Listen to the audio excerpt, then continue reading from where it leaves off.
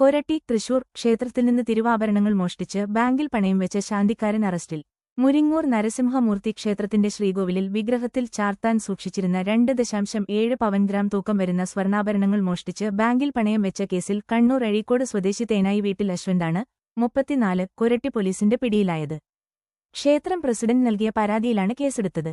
2020 ഫെബ്രുവരിയിലാണ് അശ്വന്ത് ക്ഷേത്രത്തിൽ ശാന്തിക്കാരനായി ജോലിക്ക് കയറിയത്. അന്ന് മുതൽ ക്ഷേത്രം കമ്മിറ്റി അശ്വന്തിനാണ് സ്വർണ്ണാഭരണങ്ങളുടെയും വെള്ളിപ്പാത്രങ്ങളുടെയും ഓട്ടുപാത്രങ്ങളുടെയും സംരക്ഷണ ചുമതല നൽകിയിരുന്നത്.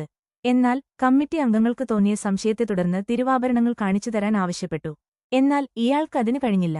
തിരുവാഭരണങ്ങളിലെ കുറച്ച് സ്വർണ്ണാഭരണങ്ങൾ ചാലക്കുടിയിലെ ബാങ്കിൽ പണയം വെച്ചതായി അശ്വന്ത് അറിയിക്കുകയായിരുന്നു. തുടർന്ന് കമ്മിറ്റി അംഗങ്ങളും ഭാരവാഹികളും ചേർന്ന് പരിശോധിച്ചതിൽ 10 ഗ്രാം തൂക്കം വരുന്ന കാശുമാല, 7 ഗ്രാം തൂക്കം വരുന്ന സ്വർണ്ണവള, 4 ഗ്രാം തൂക്കം വരുന്ന മണിമാല, 1 ഗ്രാം തൂക്കം വരുന്ന സ്വർണത്തിന്റെ 2 കണ്ണുകൾ, 1 ഗ്രാം തൂക്കം വരുന്ന 4 പൊട്ടുകൾ എന്നിവ ശ്രീകോവിലിൽ നിന്ന് നഷ്ടപ്പെട്ടതായി മനസ്സിലാക്കി. Ashwanth Ernakulam Udayamperoor police station, Palarivattom police സ്റ്റേഷനുകളിലായി സമാനമായ 2 തട്ടിപ്പ് കേസിൽ പ്രതിയാണെന്ന് പോലീസ് പറഞ്ഞു. Koratty SHO Amritharangan, SIമാരായ OG Shaju, KA Joy, SI Shijo, CPOമാരായ Shijo, Sreejith എന്നിവരാണ് അന്വേഷണ സംഘത്തിലുണ്ടായിരുന്നത്.